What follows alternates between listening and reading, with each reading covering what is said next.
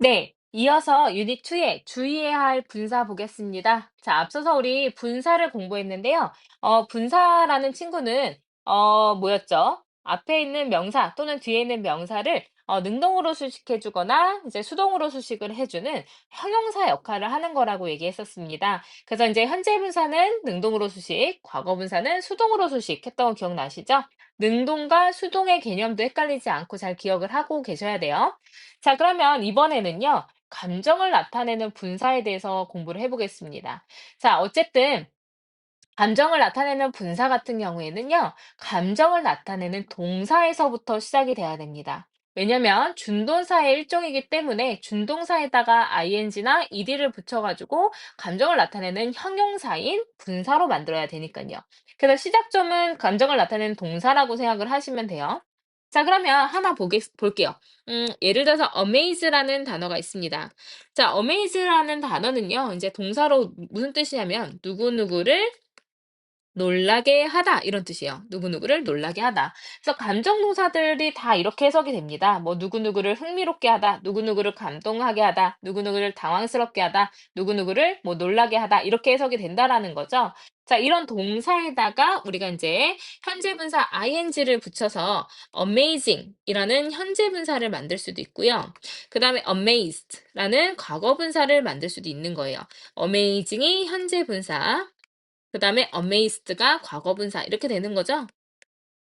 그죠? 그래서 ing를 붙여서 얘는 현재 분사를 만들었고 얘는 ed를 붙여서 과거분사를 만들었습니다. 자, 그러면 이 친구들이 이렇게 ing나 ed를 붙이게 돼서 이제 형용사 역할을 해야 되거든요. 근데 이제 감정을 나타내는 분사 같은 경우에 현재 분사가 되면 어떻게 되냐면요. 감정의 원인이 됩니다. 뭐가 된다고요? 감정의 원인. 왜냐면 감정을 주는 거기 때문에 그렇죠. 그럼 amazed는 어떻게 되겠어요? 감정을 받는 거니까 감정을 느낌이 될 겁니다.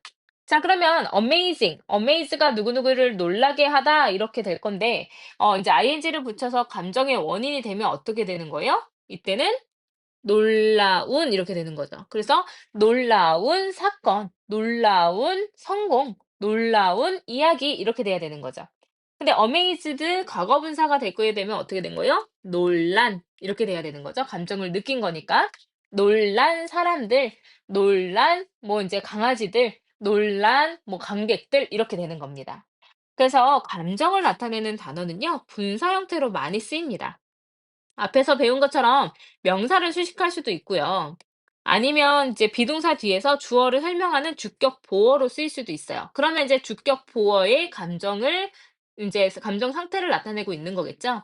이때 현재 분사와 과거 분사 중 어떤 거 써야 될지 당연히 주의하셔야 되는데 사람에게 감정을 일으키는 감정의 원인 같은 경우엔 현재 분사, 감정을 주는 것인 감정의 느낌은 과거 분사를 써야 됩니다. 구분 잘 하셔야 되고 시험에도 많이 나와요. 자, 그러면 보면 the book 이 책은 그럼 책은 인제 뭐 be filled with 하면 뭐뭐로 가득 차다 이런 뜻이니까 가득 차 있습니다. 자, 무엇으로요? 이야기로요. 자, 그럼 be filled with의 목적어 자리에 storied가 들어갔는데 인제 얘는 인제 이야기는 어때요? 놀라움을 줍니까? 놀라움을 느낍니까? 이야기 자체가 감정을 느낄 수는 없잖아요. 사물이 감정을 느낄 수는 없어요. 그래서 이야기, 흥미로움을 주는 재미있는 이야기 이렇게 되는 거죠. 감정의 원인입니다. 자, the chef food 했으니까 그 셰프의 음식은 놀라움을 지금 보어 자리예요. 그럼 이 셰프가 아니라 지금 주어가 뭐가 됐냐면 food가 됐습니다. 자, 음식이 감정을 느낄 수 있어요? 안 되겠죠? 음식은 감정을 주는 거겠죠. 그래서 감정의 원인이기 때문에 amazing, ing를 썼습니다. 그래서 그 셰프의 음식은 놀라웠다. 자, 그다음에 the everyone 모든 사람은 was touched. 그래서 이제 보어 자리에 들어갔는데 사람들은 어때요? 감동을 느낀 거죠. 그래서 touched 과거 분사를 썼습니다. 그래서 사람들은 감동을 받았습니다. 무엇에 의해서요? By his kindness. 그의 친절함에 의해서요.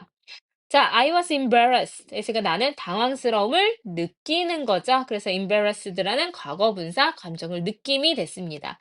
그녀의 이제 그 질문에 당혹스러움을 느꼈습니다. 이렇게 되는 거죠.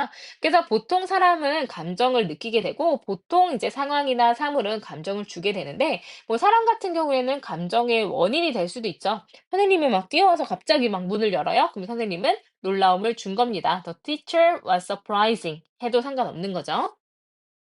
근데 사물이 감정을 느낄 수는 없고요. 자, 그러면은 we were 우리는 놀랐습니다. 그래서 우리 사람들은요 감정을 느낀 거라서 과거분사 ed를 썼습니다.